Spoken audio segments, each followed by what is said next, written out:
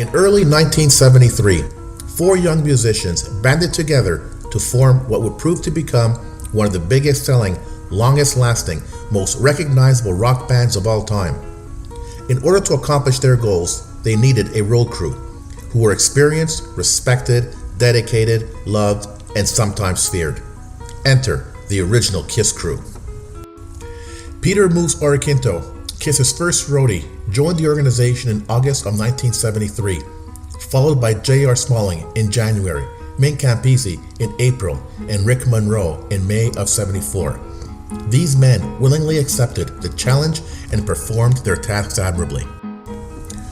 Forming a brotherhood that remains to this day, Moose, J.R., Rick, and Mick gave their all to help their employers, their friends, their brothers reach the heights. Putting their own needs and well-being on the back burner, the crew faced seemingly insurmountable odds to get the show on the road and on the stage each and every gig, successfully for 2.5 hours. KISS Army Nation, I am proud to introduce J.R. Smalling. Hi, I'm Sean Delaney. No, actually, I'm Ron Albanese, and I'm here at the Alive 75 show. Standing next to me is an awesome piece of history, a living legend himself. It's J.R. Smalling. Everybody clap. All right. J.R., what are you doing in Stroudsburg, Pennsylvania? What's going on? I'm coming out to support Alive 75 and their 75 themed KISS vibe. Great band. Doing it old school, you know. It took me back today. The sound check was tremendous, and I'm really looking forward to the gig. That's great, and you, of all people, would know about 1975 and history. Speaking of which, you and your illustrious cohorts have put together a book, the original KISS Road Crew, out on the streets. I love it. If you haven't gotten it yet, you got to get it. And I want to just ask you, though, in reading the book, you know, I got a real sense of... I got a real sense that you really enjoyed writing the book, and here comes the book now. Yeah, look at that, as if by magic. As if by magic. And you know, how has the response to the book been? The response has been great. The response has been great. We wrote this book from the standpoint of four guys just sitting around reminiscing about a great time in our lives, and. The response has been wonderful because I think a lot of people really appreciate that. They feel like they're kind of eavesdropping, you know, on an honest conversation, not like some other books that shall remain nameless may present themselves. Right. You know, that's the thing. It's like the book really is twofold, and because you're writing about a major part of your life in something you've done, and then of course about KISS itself, this big pop culture beast of sorts.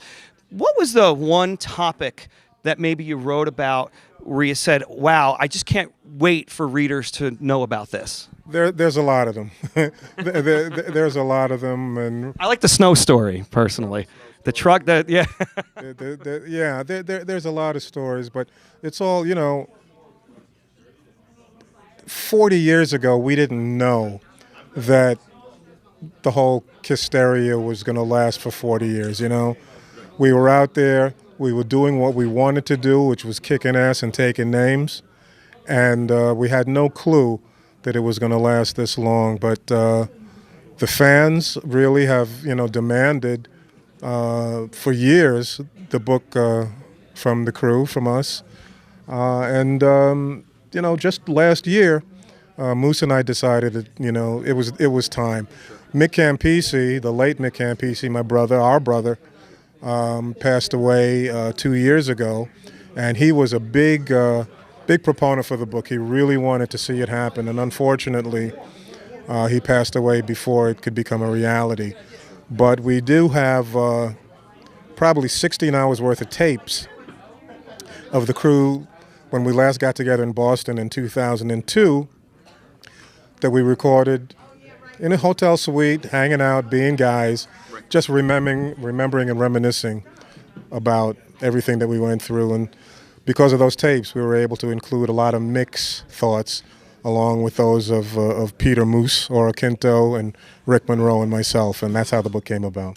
It's fascinating stuff. You have to get this book if you don't have it. Let's hold it up one more time, JR, if you don't mind. There it is. The first printing, an amazing thing. Let's just do a little word association real quick. Actually, Sure. I'm hearing you're going to stick around and do a Q&A later too. Try to stop me, man. I'm not doing it. But all right, one word association. Sure. I'm going to say a word. You say the one word association. Here we go. Gene. Fun. Ace. Funner. Peter. Great guy. Ah, you got me. Paul. Another great guy. Very quiet, but a great dude.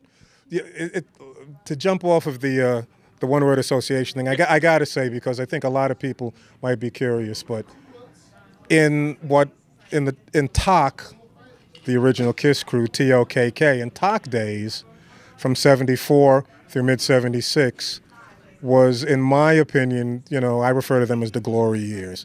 That's when the guys were the youngest, obviously, the hungriest. Can we get a hell yeah? Hell yeah! and it was just a steamroller, that wouldn't be stopped. You know what I mean? Right. But the guys in those days, before the unbridled success and before the millions and however much they may have made since then, they really were great guys. They were confident but not cocky, maybe except for Gene, which is to be expected. That's not a bad thing, Gene, if you're watching this.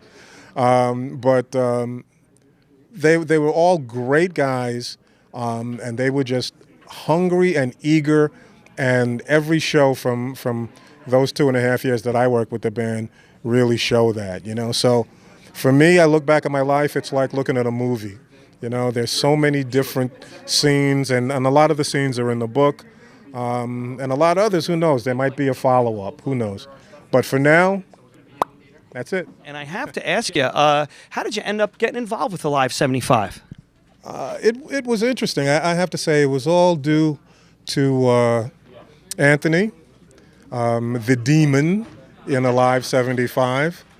He sent me a personal message on Facebook. He's a member of our Facebook page, by the way, which is the original KISS Krew. And I guess I would be remiss if I didn't point out that the book is available. Is this book available now, JR? The book is that what you're saying? Now, awesome. But it's available only through our website, www.theoriginalkisskrew.com, Krew with a K, or eBay, and for the time being, Amazon. But to get back to the question, yeah. So Anthony was a member of our original KISS Krew Facebook page, and he just PM'd me out of the blue. I think a lot of the members of the page know that if they reach out to me and I'm not running crazy, I do eventually, respond to them. Yeah, you're very accessible and answer a lot of fan questions, I've noticed. It's the only way to be. It's the only way to be, because I'm happy for that. To be recognized and have so many people think about me fondly is a great thing. So I encourage that. I think it's wonderful, too, because the whole KISS thing was like a whole mystery and everything. And I think people that can really shoot straight and let the fans know about things are in short supply. So to see that on Facebook is it's just awesome to see. Well, I appreciate that. But anyway, Anthony contacted me, and out of the blue, I'd never heard of him. And he sent me a PM, and he said, hey, I'm Anthony, the Demon, from Alive 75, and we've got a gig coming up in Stroudsburg, Pennsylvania. And here's a link to our website. Check it out. And we'd love to have you come down and, hang out and add a little something to the 70s vibe, and maybe do the intro and sell a few books. And it sounded good to me. It's interesting because we are self-published. The books aren't available, unfortunately, in Barnes & Noble or Walmart or anything like that. So we're looking to do a lot of these type of personal appearances, so that we have the opportunity to sell the book, and to sign it and to meet the fans. Not necessarily in that order, of course, Right. But like I said, this is just such a great vibe. How could I not be here? It's a real convergence when you think about it. The book kind of, hones in on this time period. Here they are, Alive 75, doing this type of show. Exactly. There's no better way to put together everything. Yeah, you're exactly right. No, it's a great vibe, and I'm happy to be here and to support Alive 75. They're a great band, bunch of players.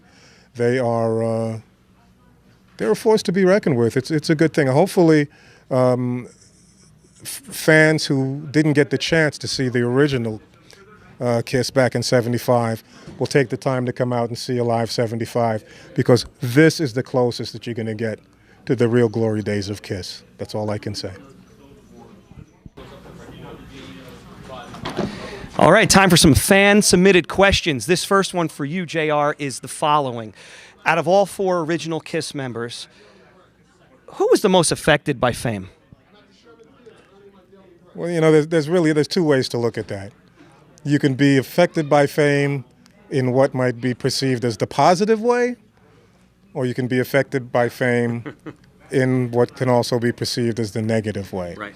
You know, so it's an interesting question. I think any real KISS fan knows the history of the band. They know the personality of the original 4 guys. So it's Peter. Well, Peter had his moments. Ace always had his moments, right. You know, on the one side.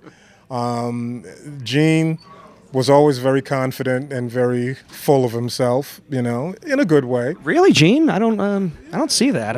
You know what? It's funny, but I've worked for a lot of bands, and you have to. The one common thread in every band is that the really good bands are all approaching cockiness, right. If not outright swagger. Sure. You know what I mean? And that's what separates them from the crowd. Yes. So Gene was always the guy that he was very confident and very quick to tell you exactly what was on his mind, good, bad, or indifferent, you know. Paul was always very quiet and reserved, and you had to dig a little bit to get into him, you know. Peter and Ace were the real rock guys from the beginning, you know what I mean? Sure. They're the guys from the streets, and they had the most fun, I guess, in their own way, yeah, with their fame and their fortune, and some say to their detriment. You know what I mean? But yeah, they were all great guys, and they were all really a lot of fun to be around. That awesome question was from Chris McMorrin, everybody.